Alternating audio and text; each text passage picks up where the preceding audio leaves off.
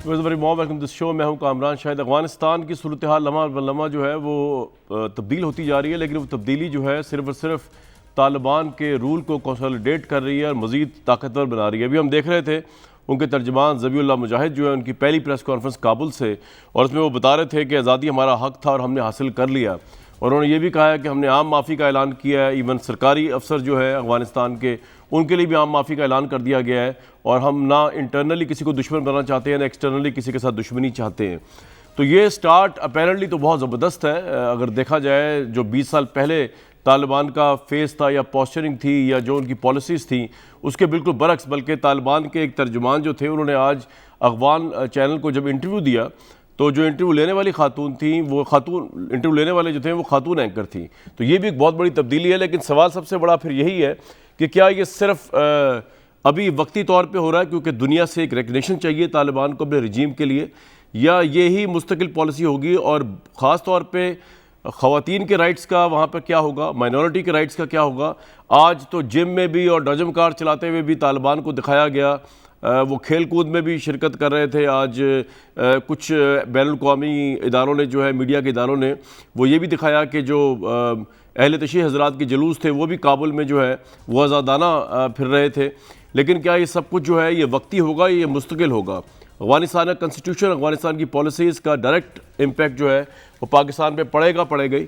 इसलिए पाकिस्तान के साथ अफगानिस्तान के ताल्लुकात, ये भी एक अहम तरीन सवाल है। इस पर भी बात करें क्योंकि इससे पहले जब भी अफगानिस्तान में चेंजेस आई हैं, ख्वाह वो 79 हो या ख्वाह वो 2001 हो या उससे पहले जब तालिबान को लॉन्च किया गया, तो पाकिस्तान ने उसका पूरी भरपूर शिद्दत से उस तब्दीली का पाकिस्तान के अंदर भी मुकाबला किया और फेस किया। तो अब ये जो तब्दीली है, तालिबान का जो कंट्रोल है, ये कितनी चेंज लेके आएगा, इस पर बात करेंगे। और एक और बड़ा अहम टॉपिक है व्यूअर्स, और वो पाकिस्तान के बच्चों की तालीम के हवाले से है। प्राइम मिनिस्टर का विजन यकसा तालीम का, उसको लेकर बहुत तनकीद भी उठ रही है, उस पर बहुत ज़्यादा कॉन्ट्रोवर्सीज़ भी हैं। और लग ऐसा रहा है कि एक हाई स्टैंडर्ड एजुकेशन को, प्राइवेट इंग्लिश मीडियम एजुकेशन को जो है वो नीचे ले आए गए हैं, मदरसों और सरकारी स्कूल के मुकाबले पे ले आए, सिर्फ इसलिए कि उनमें बराबरी हो जाए। और इंफ्रास्ट्रक्चर में, टीचर्स की क्वालिटी में कहीं पे बराबरी नज़र नहीं आती। ना जो लोगों के बैकग्राउंड्स हैं, जो लोगों का इकोनॉमिक स्ट्रक्चर है वो चेंज हुआ है। लेकिन प्राइम मिनिस्टर चाह रहे हैं कि ऊपर से एक निसाब लाकर तमाम चीज़ों को कह दिया जाए कि ये बराबर है। इस पर भी ज़रूर बात करने की कोशिश करेंगे। लेकिन सबसे पहले अफगानिस्तान और पाकिस्तान के लिए उसकी क्या रेप्लिकेशन हो सकती हैं। हमारे साथ मज़हर अब्बास साहब मौजूद है, अरशाद भट्टी साहब मौजूद हैं, lieutenant general retired Amjad Shoaib साहब मौजूद हैं, और हमें प्रोग्राम के अगले हिस्से में डॉक्टर मरीम चुगताई साहिबा भी ज्वाइन करेंगी। आप डायरेक्टर हैं नेशनल करिकुलम कमेटी की। प्राइम मिनिस्टर की विजन के साथ खड़ी हुई। ऑब्वियसली ये जो जितना भी इशू है, जिसको सिंध गवर्नमेंट ने अलबत्ता रिजेक्ट किया है, इस पर कॉन्सेंसस भी नहीं हो सका पूरे पाकिस्तान का। मज़हर अब्बास साहब, इस वक्त जो पोस्चरिंग है, जो पॉलिसीज़ है तालिबान की, वो तो बड़ी पीसफुल नज़र आ रही हैं। हमें लग रहा है कि शायद औरतों के हकूक़ भी, माइनॉरिटीज़ के हकूक़ भी, बच्चों की तालीम भी शायद इंटैक्ट हो जाए। आपका भी ऐसी ऑप्टिमिज्म है या आपको लगता है कि सिर्फ वक्ती तौर पे है, just to get the recognition from the rest of the world? शुक्रिया कामरान। नहीं, मुझे ये तालिबान रिफॉर्मिस्ट नज़र आ रहे हैं। अच्छा। ये रिफॉर्म्स इन्होंने सीखा है, लगता यही है, इन्होंने सीखा है। और ये मेरा ख्याल है, मुझे प्रॉब्लम ज़रूर होंगी, हर ग्रुप में प्रॉब्लम्स होती हैं, हर पार्टी में प्रॉब्लम होती हैं, हॉकिश होते हैं, डोव्स होते हैं, दोनों में प्रॉब्लम्स रहती हैं। लेकिन मुझे ये रिफॉर्मिस्ट तालिबान नज़र आ रहे हैं। आप चाहे वो वुमेन राइट्स के हवाले से हो, चाहे वो जो है वो रिलीजियस फ्रीडम के हवाले से हो, चाहे ओवरऑल उनकी एजुकेशन पॉलिसीज़ वगैरह में होंगे, वो बिल्कुल दुरुस्त बात है ये कि वो इस्लामिक शरिया पूरी तरीके से नाफिज करेंगे। लेकिन वो जो हमने माजी में तालिबान देखे थे, ये उससे बड़े मुख्तलिफ नज़र आएंगे। और जाहिर है 20 साल में बहुत, वो हमने 70 साल में कुछ नहीं सीखा, लेकिन उन्होंने 20 साल में बहुत कुछ सीखा है। और वो सीखा क्या है उन्होंने? वो जो इतने सालों में, ये सिर्फ 20 साल की लड़ाई नहीं है, ये 40 साल का अफ़गानिस्तान है। और वो अफ़गानिस्तान जो कभी सोवियत यूनियन के ज़ेर असर रहा, कभी अमेरिका के ज़ेर असर रहा, और अफ़गान अपने आप को ऊपर ना ला सके किसी ना किसी वजह से। तो मेरा ख्याल है तालिबान ने एक बड़ी लड़ाई लड़ी है, लेकिन उस लड़ाई के साथ साथ उनके, अगर आप उनका सियासी विंग देखें, वो जिस तरह उन्होंने जिस तरह नेगोशिएशंस की हैं, और आप सिर्फ उनकी जो फॉरेन कंट्रीज़ के हवाले से रिलेशनशिप होगी वो बड़ी इंटरेस्टिंग होगी। उनकी ईरान के साथ आपको बहुत तब्दील नज़र आएंगी। अच्छा। उनके ताल्लुकात, उनके आपको ताल्लुकात चाइना के साथ ऑलरेडी नज़र आ रहे हैं, सोवियत यूनियन के साथ ऑलरेडी नज़र आ रहे हैं। तो मेरा ख्याल है कि अब उनको ये पता है कि अगर हमने दुनिया में आइसोलेट नहीं होना तो हमें अपने अंदर रिफॉर्म्स लानी पड़ेंगी। देखिए ये जो आज आपने जिसकी मिसाल दी ना कि एक खातून अफगान, वो जो खातून अफगान एंकर है वो इंटरव्यू कर रही है, वो इमेज दुनिया में बहुत पॉजिटिवली ली गई उस चीज़ में। एक ज़माना ये था कि जब हम इवन पाकिस्तान के अंदर हमारे बहुत से उलमाए कराम जो थे वो टेलीविज़न पे आने को गलत समझते थे। बहुत से ऐसे आपने इंटरव्यू किए होंगे जिसमें चेहरे ब्लर करके वो हाफिज सईद साहब का जो मैंने इंटरव्यू किया मदर साहब, हाफिज सईद साहब ने अपना चेहरा नहीं दिखाया पहले इंटरव्यू में, उसके बाद तो वो दिखाते रहे। खैर जी, अच्छा हाफिज सईद साहब ने, मैं प्रेस कॉन्फ्रेंस उसमें गया था तो उन्होंने कैमरामैन और फोटोग्राफर्स को बाहर निकाल दिया था। तकी उस्मानी साहब एक वक्त में, तो चेंज आती है और जाहिर है इश्तिहाद के तहत उन्होंने आपस में ये तय किया कि अगर हम इससे दूर रहेंगे तो फिर हम दुनिया से कॉम्पीट कैसे करेंगे, हम दुनिया में अपना मैसेज कैसे देंगे। और ये अलकायदा के आप देखिए, अलकायदा की मैसेजिंग, सबसे स्ट्रॉन्ग मैसेजिंग क्या थी? राइट। सबसे स्ट्रॉन्ग मैसेजिंग उनका वीडियो मैसेज हुआ करता था। तो मेरा ख्याल है देखना सिर्फ ये है, हाँ ये बिल्कुल आपकी बात ठीक है कि ये 6 से साल आप देखेंगे कि एक साल के अंदर अंदर तालिबान की, जब अभी क्योंकि फॉर्मेशन ऑफ द गवर्नमेंट नहीं हुई है, अभी फॉर्मल गवर्नमेंट लॉन्च नहीं हुई है तालिबान की, तो हमने देखना ये है कि उनके प्राइम मिनिस्टर जब होंगे या सदर होंगे वो क्या पॉलिसी स्टेटमेंट देते हैं। मुझे लग ये रहा है कि वो जिस तरह ईरान का फार्मूला है कि ईरान के एक सुप्रीम लीडर होते हैं, वो सुप्रीम लीडर उसकी जो गाइडलाइंस होती है शूरा की, वो उससे बाहर नहीं जाते। उनके यहाँ इलेक्शंस भी होते हैं। क्या तालिबान अफगानिस्तान में जो भी तरीका हो, लेकिन क्या वो एक इलेक्टोरल रिफॉर्म्स करेंगे, वो इस तरीके के दूसरे अफगान नेशनल्स को या दूसरी कम्युनिटीज़ को, पश्तून्स हों वो नॉन पश्तून्स हों, उनको साथ मिला के हुकूमत का हिस्सा बनाएंगे नहीं बनाएंगे? मदर साहब आपको ये भी लग रहा है कि औरतों के हकूक जो है वो मिल जाएंगे अफगानिस्तान में, और वहाँ पे स्कूल्स और एजुकेशन जो है और जॉब्स में उनको शमूलियत मिलेगी, ये आपको लग रहा है? देखिए उनको ये इसलिए देनी पड़ेगी कि जो पिछले हमने 20 साल में देखा है उसमें और कुछ हुआ ना हुआ हो, लेकिन ख़वातीन की एजुकेशन की परसेंटेज बहुत बड़ी है। एजुकेशन में जो नौकरियां की परसेंटेज वो बढ़ी है। वो यही कह रहे हैं ना कि अगर आप हिजाब पहन के आप जैसे ईरान में है जाना चाहें, और ये जैसे ईरान में है, तो मुझे वो फार्मूला तालिबान ने सीखा है। मुझे लगता यही है कि वो नौकरियों में भी हिस्सा देंगे, वो तालीमी इदारों में भी हिस्सा देंगे, वो दुनिया को ये मैसेज देना चाह रहे हैं कि हम एक रिस्पॉन्सिबल स्टेट बन के दिखाएंगे। अब वो बन के दिखाते हैं या नहीं दिखाते हैं ये हमने देखना है। टाइम इज द बेस्ट जज, बिल्कुल ठीक है, लेकिन बिल्कुल सही, ये आपका पॉइंट। भट्टी साहब, आप भी ऑप्टिमिज्म शेयर कर रहे हैं कि अफगानिस्तान में अगर तो ये सब कुछ हो जाए और पूरी दुनिया के लिए एक्सेप्टेबल हो जाए, ह्यूमन राइट्स को लेकर, वुमेन राइट्स को लेकर, माइनॉरिटी राइट्स को लेकर, इवन वहाँ के सोशल स्ट्रक्चर को लेकर वो इस तरह का हो जिसके अंदर हर बंदा अपने आप को सेफ फील करे, फॉरेनर्स आए, फॉरेनर्स जाएं, तो फिर पाकिस्तान के लिए तो ये एक बड़ी गोल्डन अपॉर्चुनिटी है कि हमारा जो वेस्टर्न बॉर्डर है वो बिलाखिर 20 साल बाद पीसफुल हो गया, 20 साल बाद बिलाखिर वहाँ से इंडियन एलिमेंट माइनस हो गया। ये तो बहुत बड़ी अचीवमेंट है। फिर हमारे मतलब हमने किया कुछ नहीं, लेकिन हमारे लिए एक बहुत बड़ी फैसिलिटी मिल गई। इमरान खान साहब लकी हैं इस लिहाज से। फिर देखिए कामरान भाई, पहली बात तो ये है कि अफ़गानिस्तान हमारा जो सलामती कौंसिल के बाद मौक़िफ़ आया, काबिल तारीफ़ है कि अफ़गानिस्तान में पाकिस्तान मुदाखलत नहीं करेगा। पाकिस्तान के ख़िलाफ़ अफ़गान सरज़मीन इस्तेमाल नहीं होने दी जाएगी। ये बहुत अच्छा मौक़िफ़ है। मेरा ख्याल है कि ये बहुत। दूसरा, तालिबान की पहली प्रेस कॉन्फ्रेंस जिस पे एक उम्मीद बढ़ी है, एक थोड़ा सा सुकून का एलिमेंट आया है कि आम माफ़ी है, कोई तसादम नहीं, किसी से कोई इंतकाम नहीं और अफ़गानिस्तान किसी जंग का हिस्सा नहीं बनेगा। यहाँ मैं एक बात ज़रूर कहना चाहता हूँ कि काबुल में बैठकर पाकिस्तान को गालियाँ देने वालों से लेकर काबुल से हर किस्म की इमदाद लेकर पाकिस्तान में रहकर पाकिस्तान में अपनी कार्रवाइयाँ जो जारी रखे हुए थे, उनका रोना धोना तो मुझे समझ में आता है। वो तो यतीम हो गए हैं और उनके आंसू तो समझ आते हैं। लेकिन जो मेरे दूसरे दोस्त हैं, मेरे मेहरबान जो हैं, जो खुशी में देगें चढ़ाई बैठे हैं तालिबान के आने पर, जो जश्न मना रहे हैं, जो शुक्राने के नफलों की नसीहतें कर रहे हैं, इनसे फिर दरख्वास्त है कि अल्लाह के नाम से मेहरबानी करें। हम पहले तालिबानाइजेशन भुगत चुके हैं, 60 किलोमीटर दूर था इस्लामाबाद से, और क्या फिर से सवात में किसी फजलुल्लाह को लाना चाहते हैं जो खवातीन को कोड़े मारे उधर चौकों पर? क्या फिर से किसी कांस्टेबल को गोली मार दी थी मैसूद, लेडी कांस्टेबल? हाँ, और बैतुल्ला मैसूद, सजना ग्रुप, मंगलबाज, लुडियाँ ना डालें प्लीज़। नो भंगड़े, सब्र, तहम्मल और हिकमत से आगे बढ़ें, और प्लीज़ ये कंट्रोल करें अपने इमोशंस। जहाँ तक इसकी बात है कि पाकिस्तान के लिए यस, अमरीकी पिट्ठुओं से जान छूटी, भारत नवाज़ों से जान छूटी, साजिशें करने वालों से जान छूटी। आपने देखा होगा वो किस तरह भागे हैं। वो मैं आज एक तस्वीर देख रहा था उसकी, दोस्तम की, जनरल दोस्तम की, उसकी वर्दी पर कोई जगह ऐसी नहीं बची जहाँ मेडल ना लगा हो। अच्छा। और वो अल्हम्दुलिल्लाह पहली फुर्सत में भाग गया।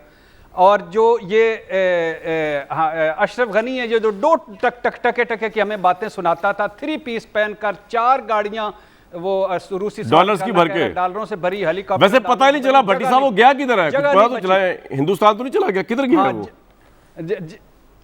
उसको भी ढूंढना है और एक और बंदे को भी ढूंढना है। मैं तो उसको लेफ्ट राइट ढूंढ रहा हूँ। अच्छा, वो जो अशरफ गनी, और फिर वो जहाज की सीढ़ी पर खड़े होकर वेव कर रहा था कि जैसे फाते बन के जा रहे हैं, शर्म करो जालिमों, क्या थे तुम, भिगोड़ा पार्टी थी। और अमरुल्लाह साले भाग गया, और वो जो अशरफ गनी के भागने पे कुड़ रहा था वो जनरल बिस्मिल्लाह, वो उनका एक सर जब अमेरिका ही भाग गया तो फिर सारे भाग गए जो उनके लाए हुए थे। भट्टी साहब आप क्यों जज्बाती हो रहे हैं? और वो जो हमारे 3 दफा के वजीर आजम से मिला था, वो जिसने पाकिस्तान को गलीज़ गाली दी, मैं तो उसको ढूंढ रहा हूँ कि वो अब किस बिल में छुप के बैठा होगा और कहाँ नेशनल सिक्योरिटी के प्लान बना रहा होगा। तो बात ये है कि असल बात ये है कि हम बड़ा लंबा सफ़र कर चुके हैं। Soviet union, Mujahideen, Taliban, 9/11, colon पावल का एक फ़ोन, और नेटो रस्ते, फ़ज़ाई अड्डे देना, उसामा एपिसोड, 20 साल बाद अमरीकी पसपाई, तालिबान फतह, हमसे बड़ी गलतियां हुई हैं। हमने बहुत गलत फ़ैसले किए हैं। हमने पराई जंगें लड़ी, हमने मुस्लिम उम्मा का ठेकेदार बनकर 75,000 मासूम अपने मरवा दिए, 120 अरब डॉलर से ज़्यादा नुकसान करवा बैठे। आधी कौम धमाकों, नाकों और फाकों में नफसियाती मरीज़ हुई। तो हम कुर्बानियां देकर, डू मोर पर नाच नाच कर अमेरिका की नज़र भी मशकूक थे, और उस अमेरिका की नज़र में जिसका बाइडन कह रहा था कि नो वे, वो काबल फतेह ही नहीं कर सकते, और आज वो मुंह छुपाए फिर रहे हैं। और नजीबुल्लाह से करजई तक, अशरफ गनी से हमदुल्ला मुहिब तक नमक हरामों की एक लंबी दास्तान है। 30 लाख से ज़्यादा परागुज़ीन हैं, जिसमें राह के तरबियत याफ्ता भी हैं। और 2 जुमले मैं कह रहा हूँ, बड़ी खुशखबरी की बात है। एक मेरी बात तो सुन लें। एक तो उन्होंने कहा अभी भी जो प्रेस कॉन्फ्रेंस चल रही है ज़बीउल्लाह साहब की, वो कह रहे जी मीडिया आज़ाद होगा, रहेगा, मीडिया की गैर जानिबदारी जो है बड़ी अहमियत की हामिल है। और उन्होंने ये भी कहा है कि ख़वातीन डॉक्टर्स बिला खौफ व ख़तर काम जारी रखें। ये तो मैं कहता हूँ पाकिस्तान से बड़ा रेवोल्यूशन आ गया वहाँ पे भाई। भट्टी साहब, व्हाट्स योर टेक?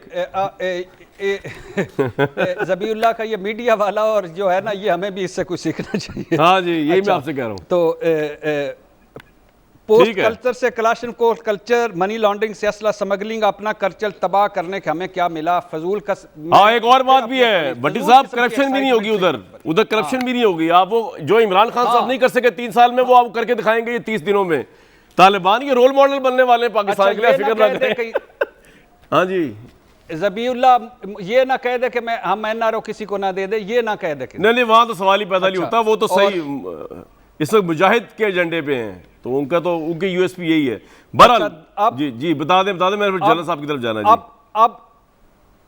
अब है कि दाश, अल-कायदा, अफगानी तालिबान, पाकिस्तानी तालिबान, कोई दुनिया फतह करने में, कोई पाकिस्तान फतह करने में, कोई अफगानिस्तान फतह करने में, सफात ऑपरेशन, कबाली ऑपरेशन, और आज भी फौज हमारी सरहदों पर खड़ी है। तो अल्लाह करे ये जो बिल्कुल ठीक है, कम अज कम ये इस बॉर्डर पाकिस्तान से दोस्ताना ताल्लुकात रहे और वहां का कोई आउटफॉल यहाँ ना हो। बिल्कुल ठीक है, पॉलिसी साज और काबल वाले बेहतर परफॉर्म करें। बिल्कुल ठीक है। जनरल साहब, हमने बहुत अरसा अफगानिस्तान को स्ट्रेटेजिक डेप्थ समझा, हमने वहाँ पे अपना इन्फ्लुएंस यूज़ भी किया, हमने वहाँ लॉन्च भी किया। अब आप समझते हैं कि हमारे इदारों और हमारी गवर्नमेंट और हमारे प्राइम मिनिस्टर, हमारे लीडर्स, इनकी सोच में तब्दीली आ चुकी है।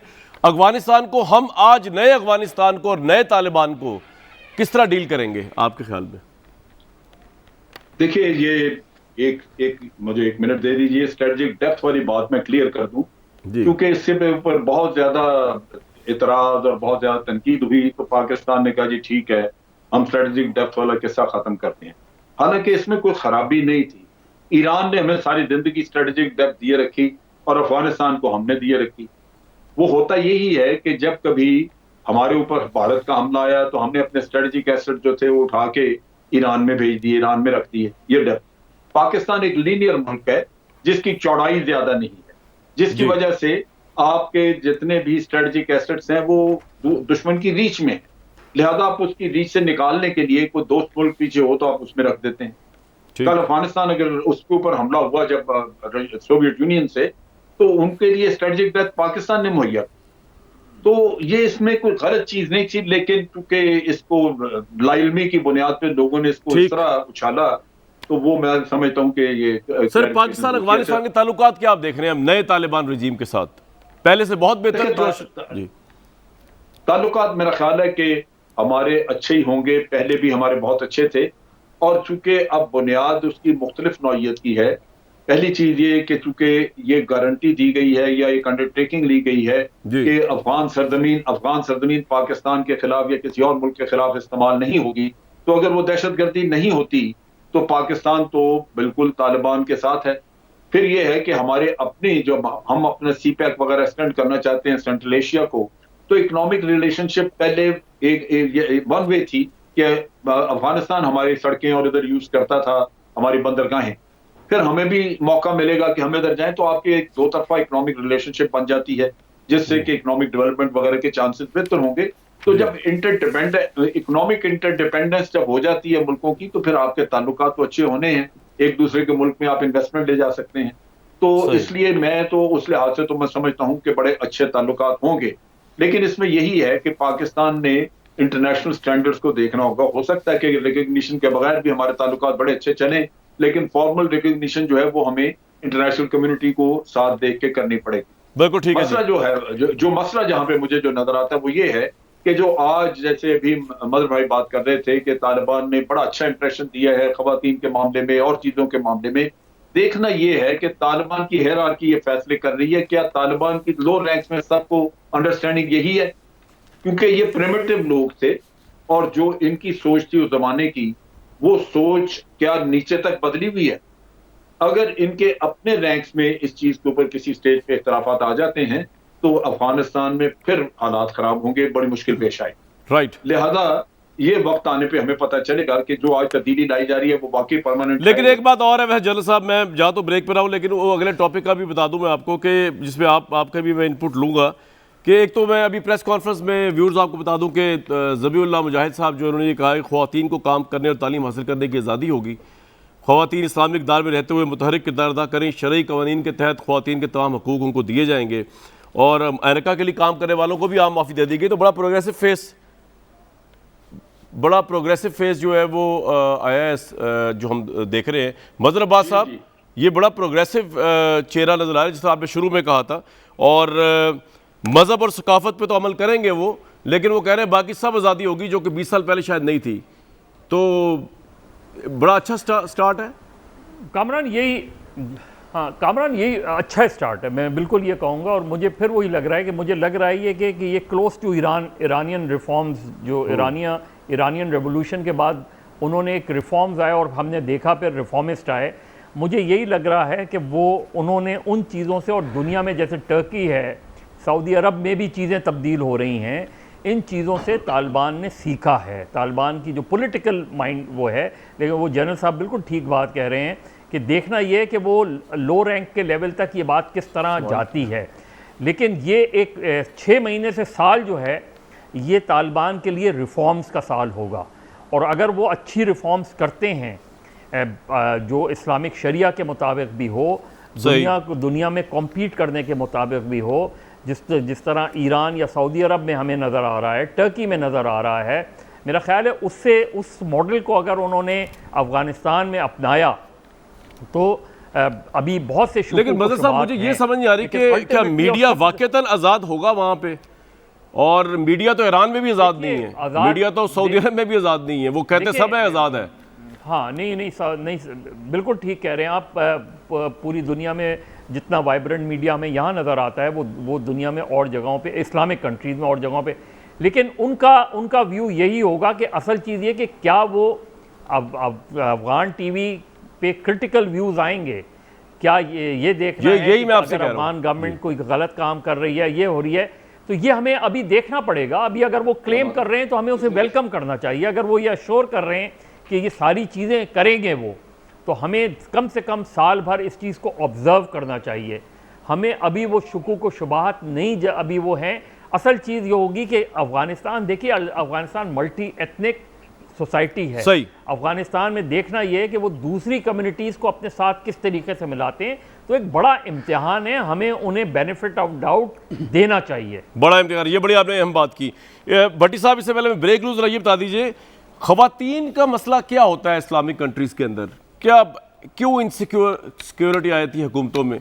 जैसे ईरान में तो खैर फिर भी बड़ी वाइब्रेंट है, लेकिन इतना वाइब्रेंट नहीं है ईरान भी जितना, जैसे कि पाकिस्तान में तो प्राइम मिनिस्टर भी इलेक्ट हो गई और यहाँ पे MPs खुले। जी कामरान, ईरान में ख़वातीन टैक्सीज चला सकती हैं, ठीक है, वो स्पीकर भी नहीं है, ठीक है, चलें। ईरान में उन्होंने वो और सऊदी अरब में भी शुरू हुआ है अब, ठीक है, लेकिन अफगानिस्तान में आप देखते हैं ख़वातीन को राइट्स मिलेंगे? भट्टी साहब, जो एटलीस्ट हमारे मुल्क में है या नहीं? देखिए इसमें दो चीज़ें बड़ी अहम है कामरान भाई। एक तो ये कि मगरब का प्रोपेगेंडा, अमेरिका, बरतानिया, यूरोप का प्रोपेगेंडा, लिबरल्स वो नहीं जो लिबरल्स हैं, एक खास किस्म के लिबरल्स हैं, उनका प्रोपेगेंडा, मोमबत्ती ब्रिगेड का प्रोपेगेंडा, और दूसरा ये जो एक NGOs का प्रोपेगेंडा, ये तो चलता रहेगा। हाय वहाँ लुटे गए, हाय वहाँ मारे गए, हाय वहाँ हो गए, हाय वहाँ हो गए। इन्होंने कभी हमारी उन खवातीन के बारे में नहीं सोचा जो पिंड में हैं, जो देहातों में मारी जा रही हैं, जिनके हकूक है। ये बस चंद एक नूर मुकद्दम केस बहुत इंपॉर्टेंट केस था, कोई शक नहीं, उस पर फोकस होना चाहिए। लेकिन एक हमीदा भी मरी थी जिसको शोर ने उसका काट दिया था गला, उस पर कोई नहीं बोला, लड़काना में के पता नहीं कहाँ, क्योंकि और वहाँ जहाँ वो लिविंग रिलेशनशिप पे रहते वहाँ बोले। लेकिन ये एक एजेंडा चलेगा, ये इनको बदनाम करेंगे।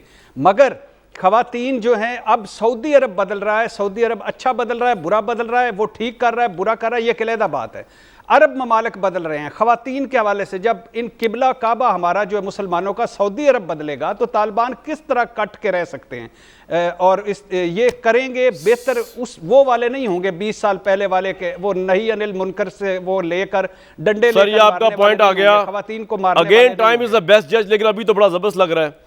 मैं एक ब्रेक पे जाऊंगा, लेकिन एक बात बड़ी ज़बरदस्त कही है अभी ज़बीउल्लाह मुजाहिद साहब ने। उन्होंने कहा है कि हम अपने मज़हब और सकाफ़त के मुताबिक अमल करेंगे, और प्राइम मिनिस्टर इमरान खान ने भी यही कहा है कि हम यकसा तालीम जो लेकर आ रहे हैं उसका रेवोल्यूशन, वो हम अपने मज़हब और सकाफ़त को उसके अंदर प्रो देंगे। उन्होंने प्रो भी दिया, उसके ऊपर बहुत ज़्यादा ह्यूज क्रिटिसिज्म भी आ रहा है कि शायद पाकिस्तान के हायर एजुकेशन को जो है, पाकिस्तान के प्राइवेट और इंग्लिश मीडियम स्कूल्स के स्टैंडर्ड्स को जो है वो सरकारी स्कूल के स्टैंडर्ड के ऊपर जो है वो प्राइम मिनिस्टर की विजन ले गई है।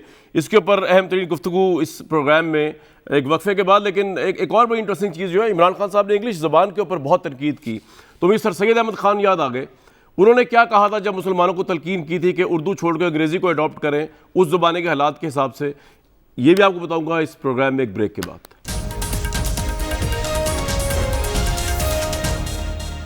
Very warm welcome back to this show. Doctor Maryam Chughtai हमारे साथ मौजूद हैं, आप डायरेक्टर हैं कौमी निसाब काउंसिल की। इससे पहले मैं इस टॉपिक पे आऊँ, एक सवाल और जनरल साहब आपसे पूछना है मैंने। रिकग्निशन जो है अफगानिस्तान की, अब जबकि जिस तरह की प्रेस कॉन्फ्रेंस वो कर रहे हैं, औरतों, माइनॉरिटी, गैर मुल्कियों, सब के हकूक़ के दिफा का ऐलान कर दिया है, तो क्या पाकिस्तान को पहल नहीं कर लेनी चाहिए इनिशिएटिव लेके इनको एक्सेप्ट करने में, आपके ख्याल में, या वेट करना चाहिए? नहीं, हमें इंतजार करना चाहिए, क्योंकि अभी तो परमानेंट सेटअप सामने आया ही नहीं। शराकतदारी थोड़ी मुख्तलिफ है। एक पॉलिटिकल शराकतदारी का मतलब यह है कि तमाम जितने भी एथनिक ग्रुप हैं उनकी रिप्रेजेंटेशन मौजूद है या नहीं है।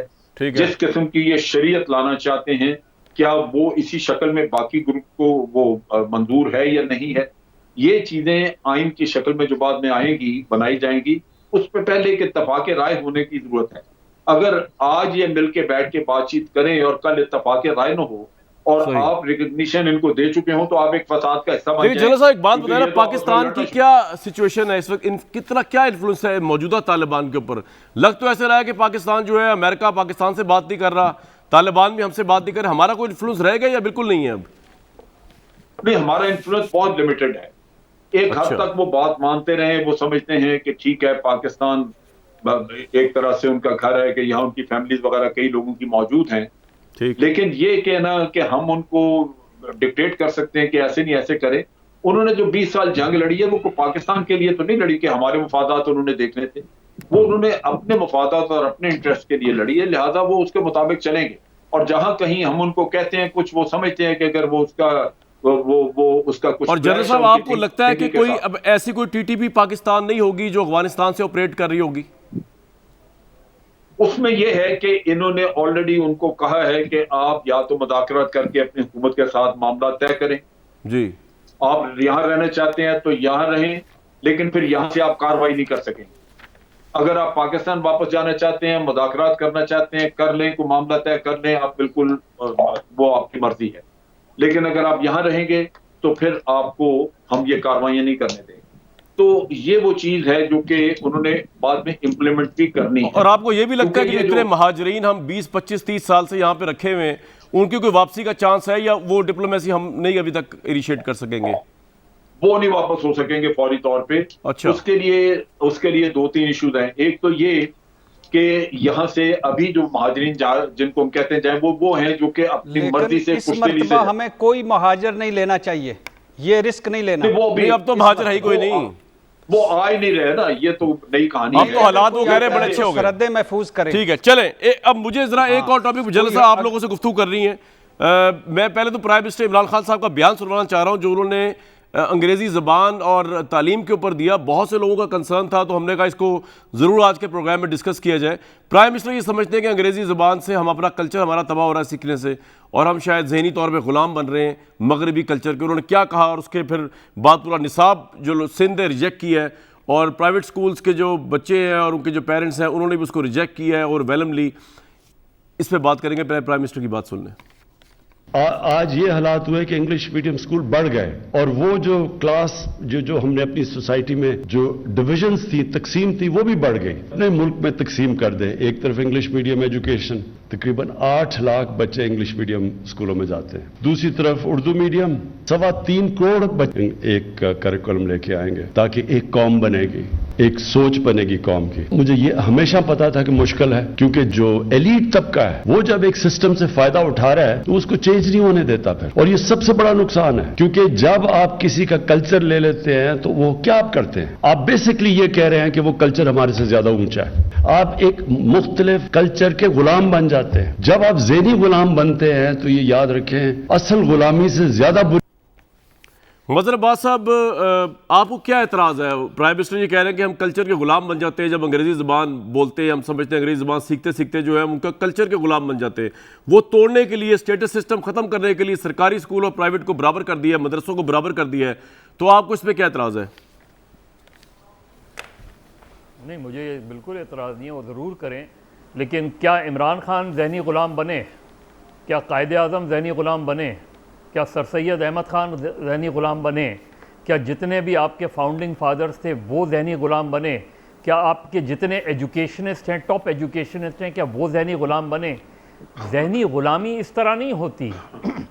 आप 70s तक जो आपकी एजुकेशन थी, आप उसको म्यारी एजुकेशन कहते हैं ना, 40 से। इमरान खान भी कहते हैं, हम सब कहते हैं, मानते हैं। उस वक्त कैसी थी एजुकेशन? उस वक्त क्या थी एजुकेशन?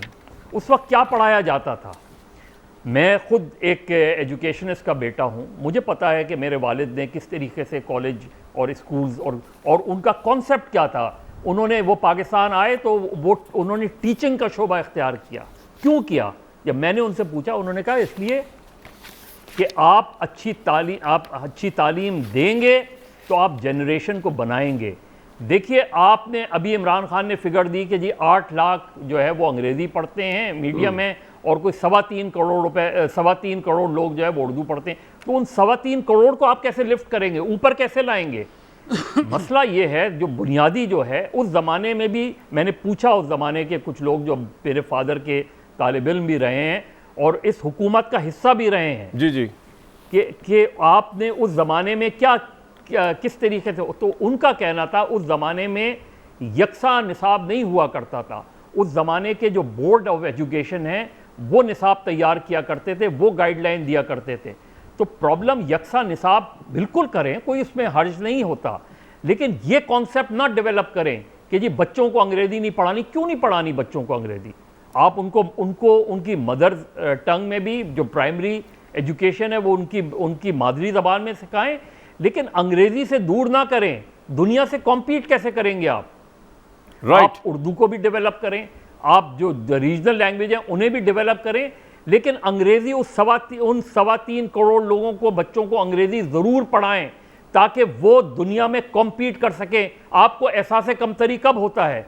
जब आप उससे आर्ग्यू नहीं कर सकते, जब आप उससे बहस नहीं कर सकते, जब आप उस पर एम्पावर उसको नहीं कर सकते। जब तक आप उसको उस तरीके से लिफ्ट नहीं करेंगे, आपका तो ना प्राइवेट एजुकेशन सिस्टम बेहतर है ना गवर्नमेंट एजुकेशन सिस्टम बेहतर है। तो पहले तो सिस्टम को इवॉल्व करें, उसके बाद आप ये सीरियस चीजें करें, इसमें कोई हर्ज नहीं है। मेरे साथ ही रहिएगा। पहले आप सिस्टम को तो इवॉल्व करें। राइट। डॉक्टर मरियम साहिबा, कहा यह जा रहा है कि बेसिकली ये जो आप यकसा निसाब प्राइम मिनिस्टर लेके आए हैं, जिसको आप भी देख रही हैं, उसके अंदर बजाय इसके कि टीचर्स को, प्रोफेशनल टीचर्स को सरकारी स्कूलों के अपग्रेड किया जाता, बजाय इसके कि सरकारी स्कूल्स को जो है वो प्राइवेट स्कूल्स और इंग्लिश मीडियम्स के मुकाबले बनाया जाता, आप लोगों ने प्राइवेट स्कूल्स को नीचे ले गए हैं सिर्फ सरकारी स्कूल्स को अकोमोडेट करने के लिए, और इस तरह एक इंसाफ खड़ा किया है जो कि नाइंसाफ़ी है। जी, ये बात बिल्कुल गलत है कि इंग्लिश जो है वो नहीं पढ़ाई जाएगी। अगर आप हक़ाइक़ की रोशनी में बात करें तो 50% सब्जेक्ट्स आपके जो प्राइमरी तक का निसाब अभी तक बना है वो इंग्लिश में है, और 50% सब्जेक्ट आपके उर्दू/मादरी ज़ुबान में हैं। तो ये बात कहना कि प्राइम मिनिस्टर साहब जो हैं वो कह रहे हैं कि इंग्लिश नहीं पढ़ाई जाएगी, ये उनके कमेंट्स को आउट ऑफ कॉन्टेक्स्ट लेना है। उन्होंने बात की थी कि मगरबी तहज़ीब में कैपिटलिज़म जो है वो एक हद दर्जे से आगे बढ़ गया है। आई विश कि आप उनकी जो स्पीच है वो पूरी दिखाएं ताकि आप उनके कमेंट्स को इन कॉन्टेक्स्ट लें। बहरहाल खान साहब जो भी बात कहना चाह रहे थे वो वही उसकी इंटेंशन को बेहतर समझते हैं। मेरा काम बतौर डायरेक्टर नेशनल करिकुलम काउंसिल निसाब बनाना है, टेक्स्ट बुक्स बनाना है, टीचर ट्रेनिंग गाइड्स बनाना है, असेसमेंट फ्रेमवर्क्स बनाना है, और उसमें बाकायदा इंग्लिश की एक बहुत इम्पॉर्टेंट पोजीशन है। नॉट ओनली इम्पॉर्टेंट पोजीशन है कि इंग्लिश एज अ सब्जेक्ट ही ना पढ़ाया जाए, बल्कि इंग्लिश में दीगर सब्जेक्ट्स भी पढ़ाए जाए। मरियम साहब, ये बताइए कि पाकिस्तान का जो आर्टिकल 18 जो है इंटरनेशनल, पाकिस्तान का international covenant civil and political rights का, उसके अंदर ही पाकिस्तान सिग्नेटरी है। उन्होंने ये कहा है आर्टिकल 18 के तहत कि पेरेंट्स का ये राइट होगा कि वो अपने बच्चों की एजुकेशन जो है अपने हिसाब से वो करवा सकते हैं। तो अब आप ये निसाब इम्पोज नहीं कर रही गवर्नमेंट इसको कि आप वही निसाब पढ़ें जो हम पढ़वाना चाहते हैं, ना कि चॉइस दे रही है पेरेंट्स को? देखिए, अमेरिका में, बरतानिया में, कितनी सारी डेवलपिंग कंट्रीज़ में कोर करिकुलम का कॉन्सेप्ट एग्जिस्ट करता है। कोर करिकुलम कोई ऐसी नई चीज़ नहीं है जो कोई पाकिस्तान में इंट्रोड्यूस हो रही है, जो किसी और ने ना कभी देखी ना सुनी।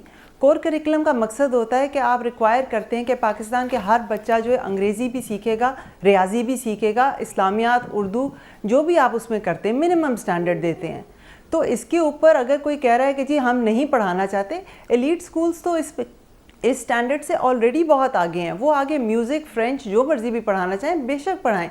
असल इसका इम्पैक्ट आता है सरकारी स्कूलों पे और मदारिस पे, क्योंकि इससे पहले जो हालात चलते आ रहे हैं, एक मदरसे का बच्चा 8वीं तक पहुंच जाता है इंग्लिश, मैथमेटिक्स और साइंस पढ़े बगैर। उस बच्चे के लिए क्या पेशावराना मौके हैं ऐसी तालीम के बाद? तो अगर उनका स्टैंडर्ड हम ऊपर कर रहे हैं, उनके लिए रिक्वायर कर रहे हैं कि आप भी साइंस पढ़ाएंगे, रियाजी पढ़ाएंगे और अंग्रेज़ी में पढ़ाएंगे, तो इस पर इस तरह से तनकीद करना ये सरासर बदर साहब, आपकी तनकीद जायज़ नहीं बनती, स्टैंडर्ड को इक्वल कर रहे हैं बदर अब्बास साहब। मैंने तो ये तनकीद की नहीं। देखिए, मैं तो आपसे एक बेसिक बात कह रहा हूँ ना, अभी जो डॉक्टर आपके पास भी आ रहा हूँ भट्टी साहब, एक मिनट बात है कि जी आप जो डॉक्टर साहिबा कह रही हैं बात, वो बहुत अच्छी बात है और उसी को देखना है। मैं तो यही कह रहा हूँ ना कि 3.25 करोड़ लोगों को ऊपर लेकर आएँ, ना ये कि 8 लाख लोगों को नीचे लेकर आएँ। यहाँ के जो गवर्नमेंट और मदरसे के स्कूल्स के बच्चे हैं उनको इसीलिए वो इंग्लिश की बात कह रहा हूँ कि ताकि वो दुनिया से कॉम्पीट कर सकें, उनको नौकरियाँ मिल सकें, क्योंकि मदरसों के हमने लाखों लोग जो है निकाले मदरसों के जिनको नौकरियाँ नहीं मिली, तो उनको नौकरियाँ किस तरीके से मिलेंगी जब वो उस चीज़ में कॉम्पीट करेंगे। कंपटीशन जो है वो हमेशा हमेशा जो है वो पॉजिटिव साइड पे ले जाता है। अभी उन्होंने डॉक्टर साहिबा ने कहा कि इमरान खान की तकरीर को शायद आउट ऑफ कॉन्टेक्स्ट लिया जाए। जब वो ज़हनी ग़ुलामी की बात कहते हैं तो अगर आपने एक बेसिक फाउंडेशन अच्छी रखी है किसी बच्चे की, और मैं हमेशा ये बात कहता हूँ कि हायर एजुकेशन से ज़्यादा बेहतर, ज़्यादा इम्पॉर्टेंट प्राइमरी और सेकेंडरी एजुकेशन है। जब आप प्राइमरी और सेकेंडरी एजुकेशन में बच्चे की फाउंडेशन बेहतर करेंगे, और जब फाउंडेशन बेहतर करना है कि उसकी ग्रोथ वहीं से होती है, वो सबसे इम्पॉर्टेंट है। तो अभी देखिए ना, अभी आपने सिलेबस बनाया ही नहीं है आपने, और पंजाब ने बुक्स आ गई हैं। इस मामले में सबसे ज़्यादा क्रिटिसिज्म हो रहा है कि पंजाब जिस तरीके से, जिस तेज़ी से जा रहा है वहाँ हमेशा गलती होगी, क्योंकि ये बहुत आसान काम नहीं है, ये बहुत मुश्किल काम है। इसके लिए सिर्फ आपको जो सिलेबस यकसे की ज़रूरत नहीं है, आपको तालीमी इदारे बेहतर बनाने हैं। आप गवर्नमेंट स्कूल्स और गवर्नमेंट स्कूल्स कॉलेजेस की बात देखें तो ये से पूछ लेते हैं, मरियम साहिबा को ऐसा इनिशिएटिव है प्राइम मिनिस्टर का कि बलोचिस्तान के दूर अफ्तार इलाकों से लेकर पंजाब के रूरल एरियाज के अंदर टीचर्स की ट्रेनिंग की जाए, क्वालिफाइड टीचर्स लगाए जाए, इंफ्रास्ट्रक्चर ठीक किया जाए, जो कि रियल इशू है इस मुल्क की एजुकेशन का, जो प्राइवेट स्कूल प्रोवाइड करते हैं, सरकारी नहीं प्रोवाइड करते। जी, ये बाकायदा मैंडेट का हिस्सा है। ये नेशनल करिकुलम काउंसिल ने जिस ओहदे पर मैंने अभी पोजीशन संभाली है, पहले मैं माहिर तालीम के तौर पे पिछले 1.5 साल से इनके साथ काम कर रही थी बतौर डायरेक्टर। ये मेरी जॉब डिस्क्रिप्शन का हिस्सा है कि सिंगल नेशनल करिकुलम के साथ teacher training, assessment framework, model text books, ये सारा काम इसके एजेंडा में है। पाकिस्तान के तालीमी निज़ाम में जितनी तोड़ फोड़ हो चुकी है पिछले कई अदवार में, और जो जितने दहाइयाँ गुजरी हैं, ये ओवरनाइट तो ठीक होने वाली बात नहीं है। लिहाजा ये तनकीद करना कि आज हमने अपनी मंजिल का तयन किया है कि हमने और इस तरह मज़ीद नहीं चलना। पाकिस्तान में 3 किस्म की स्ट्रीम्स, 3 किस्म के निज़ाम उस तरह से नहीं चल सकते कि अच्छी नौकरियां सिर्फ अमीरों के लिए और गरीब का बच्चा जितनी मर्जी मेहनत कर ले वो गरीब ही रहेगा। तो ये अगर निसाब हमने एक स्टार्टिंग पॉइंट लिया है, इससे आगे आएगा, बाकायदा प्लान का ही हिस्सा नहीं है, इस पे काम भी हो रहा है और मॉडल टेक्स्ट बुक्स बन भी चुकी हैं, जो डिस्ट्रीब्यूट हो चुकी हैं कितने सारे स्कूलों में। भट्टी साहब, इस तरह गुर्बत और अमारत का फर्क मिट जाएगा, कंपटीशन बराबर हो जाएगा आपके नजदीक? इरशाद भट्टी साहब,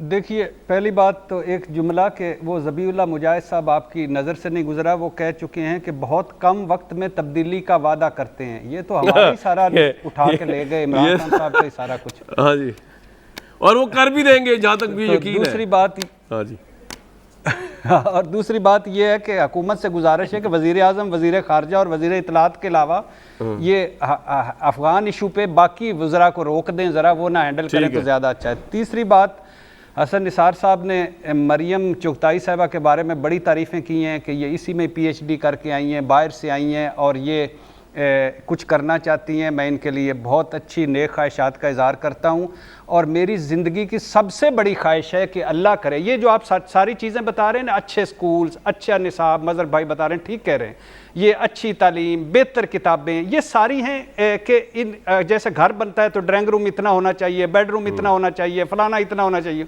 लेकिन क्या ये घर नहीं बनना चाहिए? बनना चाहिए, या एक निसाब होना चाहिए। आप अंदाज़ कैसे कर सकते हैं कि एक जो इस्लामाबाद का बच्चा एलीट क्लास में पैदा हुआ है, अल्लाह उसको और दे, और एक जैकबाबाद सिब्बी में बैठा हुआ बच्चा, वो कैसे जिंदगी में कम्पीट कर सकेगा? लेकिन भट्टी साहब मुझे एक बात समझाएं कि एक किताब मेरी बात सुने, एक किताब जो है, एक किताब क्वालिफाइड टीचर उसको किसी और तरीके से इंटरप्रेट करेगा, एक मजमून, एक ऐसे, और उसी को वो टीचर जिस बेचारे की ना ग्रूमिंग है, ना टीचिंग है, ना उसकी वो विजन है, वो उसका बेड़ा गर्क भी कर सकता है, उसी सब्जेक्ट को, उसी किताब को, उसी टॉपिक को।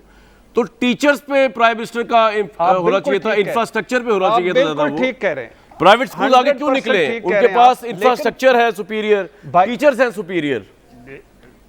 देखिए कामरान, नहीं, एक ये भी ठीक कह रहे हैं, और एक माइंड सेट भी है, एक माइंड सेट भी है। खैर वो उस लंबी डिबेट है, उस पर नहीं जाते। मैं कह रहा हूं कि ठीक कह रहे हैं ये ग्रूमिंग भी होनी चाहिए, टीचर ट्रेनिंग भी होनी चाहिए, सारा कुछ होना चाहिए, लेकिन क्या यकसा निसाब नहीं होना चाहिए? खुदा के लिए होना चाहिए, यकसा निसाब होना चाहिए, बस लेकिन कर वो दें उन पे अब क्रिटिसिज्म ये आ रहा है कि यकसा निसाब का मतलब ये नहीं था कि हायर स्टैंडर्ड को नीचे के लेवल पे ले आए, उनको बराबरी देने के लिए नीचे वाले को ऊपर लेके फिर जाए। आप फिर कामरान भाई आप वही बात कर रहे हैं। ये वो चीजें हैं जो बेहतर की जा सकती हैं, जो सारे क्रिटिसिज्म बेहतर किया। राइट, मदर साहब क्विकली फिर मैं आगे चले। भी है, इसको भी मदर देखें। साहब ये इंसाफ खास हो रहा है, किस्म का इंसाफ। प्रोपेगेंडा है, खास किस्म के माइंड सेट है, उससे भी बचें। राइट जी मदर साहब।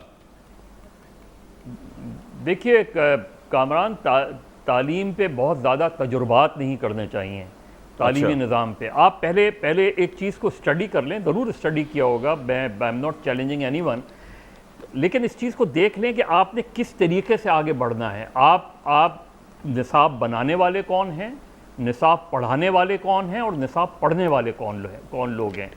और ये क्लास सिस्टम हमेशा रहता है, इसमें कोई वो नहीं है, ये दुनिया की रियलिटीज़ हैं। मेरे वालिद ने मुझे एक एडवाइस की थी कि कभी अपने बच्चों को ग्रामर स्कूल नहीं भेजना, इसलिए कि ग्रामर स्कूल तुम अफोर्ड नहीं कर सकोगे। इस वजह से अगर तुमने कहीं मेहनत करके कहीं जाके तुमने उसकी फीस अदा भी कर दी, तो वहाँ जो सिस्टम है, वहाँ जो बच्चे आते हैं एलीट क्लास से, उनसे वो कॉम्पीट नहीं कर सकेगा। लिहाजा आप जिस स्कूल में हैं, अपने बच्चे की ग्रोथ वहीं होती है। इधर ही रुक जाए बस, इंटेलिजेंट बच्चे अब मैं होते हैं, जनरल साहब का पॉइंट ऑफ व्यू ले जाता हूं। उनके लिए ये जरूरी नहीं होता। बिल्कुल ठीक है जनरल साहब। अंग्रेजी जिसको प्राइम मिनिस्टर कह रहे हैं कि ज़हनी गुलामी हो जाती है जब हम उसको बहुत ज़्यादा अडॉप्ट कर लेते हैं। हमारे CSS के एग्ज़ाम अंग्रेज़ी में, हमारी सरकारी एप्लीकेशन अंग्रेज़ी में, इवन के जो हमारी मिलिट्री अकेडमीज़ हैं, एयरफोर्स की अकेडमी, इसमें भी इंग्लिश कंपलसरी है, और जो कि बिल्कुल अच्छी बात है। तो आपके ख्याल में अंग्रेज हमारे अंदर अंग्रेज नहीं, अंदर अंग्रेज नहीं है, it's a market language. Sir Syed ने यही कहा था ना, उर्दू छोड़ के अंग्रेजी इस वक्त मार्केट लैंग्वेज है। तो जनरल साहब आप समझे कि हर जगह उर्दू कर दी जाए अब? ठीक है, इसमें कोई देखिए, ये डॉक्टर मरियम ने मेरा ख्याल वजाहत कर दी है। इंग्लिश इसी तरह ही पढ़ी जाएगी। आप अगर सारा कुछ इंग्लिश में कर दें और स्कूल में बातचीत भी इंग्लिश में हो, वो घर आके भी माँ बाप से इंग्लिश ही बोले, तो ये जो जहनीत है वो डेफिनेटली वो है जहनीत जो इमरान खान बात कर रहे हैं कि ऐसी नहीं होनी चाहिए। लेकिन जो इंग्लिश पढ़ाई जा रही है, जिस तरह सब्जेक्ट या बाद सब्जेक्ट जो है वो सिर्फ इंग्लिश में पढ़ाए जा रहे हैं, जैसे साइंस वगैरह है, जैसे डॉक्टर मरियम ने बताया है, तो हम सब इसी तरह पढ़े हुए हैं यार। ये तो बड़ा अच्छा तरीका है। और फिर एक किस्म का निसाब बनाने का आइडिया, हमें क्यों गलतफहमी हम जबरदस्ती पैदा कर रहे हैं सारे आइडियोलॉजी, इस सारे थॉट प्रोसेस में। इसको इम्प्लीमेंटेशन होने दें, इन चीजें इंप्रूव की जा सकती हैं। अगर कल इसमें कुछ खराबी नजर आएगी, आप उसको दोबारा देख सकते हैं, दुरुस्त कर सकते हैं, स्टेप पीछे लिया जा सकता है। लेकिन ये एक प्रोग्रेसिव आइडिया है। मैं समझता हूं कि आप अपने मुल्क में यूनिफॉर्म किस्म की मैन पावर डेवलप करेंगे, लेकिन वरना आपकी जहनी नशोनुमा का बड़ा फर्क होता है। राइट, ये एक जैसी मैन पावर डेवलप कर आप करनी है, तो तालीम का निजाम भी आपको एक जैसा चाहिए। बाकी जो आप बात कह रहे थे कि टीचर ट्रेन होने चाहिए, स्कूल अच्छे, ये वो एक दूसरी चीज है, वो दूसरा एक सब्जेक्ट है। सर वैसे वो बेसिक चीज है मेरे नजदीक, लेकिन बहरहाल ये आपका पॉइंट आ गया। डॉक्टर साहिबा एक एतराज, एक मिनट जरा मैं वो आई है तो मैं जरा पूछ लूं गवर्नमेंट का पर्सपेक्टिव। एक एतराज ये भी है कि सेशन एकेडमिक आधा हो चुका है, आधे में आपने चेंज कर दिया, तो जो लोग आधा पहले पढ़ चुके हैं अब वो आधा ये वाला पढ़ेंगे जो नई टेक्स्ट बुक्स आई हैं, किस तरह होगा ये? नहीं, ये एकेडमिक ईयर के साथ लिंक्ड है। जो एकेडमिक ईयर जब स्टार्ट होगा और पहले प्राइमरी है, उसके बाद अगले एकेडमिक ईयर में 6 to 8 है, उससे अगले एकेडमिक ईयर में 9th to 12th है। हो सकता है हम थोड़ी एक्सपेडाइटेड टाइमलाइन में चलें, लेकिन ये बिल्कुल एकेडमिक ईयर के साथ हैं। और नया निसाब जब आएगा, बच्चे पूरा साल वो पढ़ेंगे, उसके आखिर में जाके इम्तिहान होगा, और इम्तिहान भी स्कूल लेवल पर है। स्कूल ने तयन करना है कि बच्चे ने कितना सीखा है, कितना नहीं सीखा, तो स्टेट उसका। तो अगर प्राइवेट स्कूल इसको रिजेक्ट करते हैं तो आप इसको इन्फोर्स भी करेंगे फोर्सफुली? देखिए, प्राइवेट स्कूल कैसे रिजेक्ट कर सकते हैं आप मतलब पाकिस्तान में अगर आप किसी प्राइवेट स्कूल में जाके अगर आप कोई ऐसी चीज़ सिखाना चाहते हैं जो इस्लाम के बरक्स है या पाकिस्तान आइडियोलॉजी के बरक्स है, छोड़ दें निसाब को। आप नहीं कर सकते। आप निसाब से पहले कि कितने सारे साल देख लें, आप नहीं कर सकते। आप किसी मुल्क में नहीं कर सकते ये। आप कितने सारे ममालिक हैं जिसमें आप हॉलोकॉस्ट पे सवाल नहीं उठा सकते, आपको जेल हो सकती है। तो ये तो एक बेसिक स्ट्रक्चर है एजुकेशन सिस्टम का, जो तमाम तर दुनिया के सारे ममालिक में होता है कि there are certain things you teach and right. Yes, आपको बच्चों को बनाना चाहिए क्रिटिकल थिंकर्स। मुझे ब्रेक के लिए कहा जा रहा है, लेकिन मेरा अभी भी ईमान के हद तक यकीन है कि जब तक प्राइवेट सरकारी स्कूल और मदरसे जो हैं वहाँ पे टीचर्स और इंफ्रास्ट्रक्चर ठीक नहीं आएगा। ये तब्दीली बिल्कुल ऊपर की तब्दीली है और वैसी ही तब्दीली होगी जिस तरह प्राइम मिनिस्टर दूसरी तब्दीलियाँ की हैं। 3 साल में एक ब्रेक लूँगा जी। जो आज का प्रोग्राम था, हमें अपनी फीडबैक हमेशा दे सकते हैं फ्रंटलाइन ट्विटर के अकाउंट पे। मुझे दीजिए कल तक इजाज़त।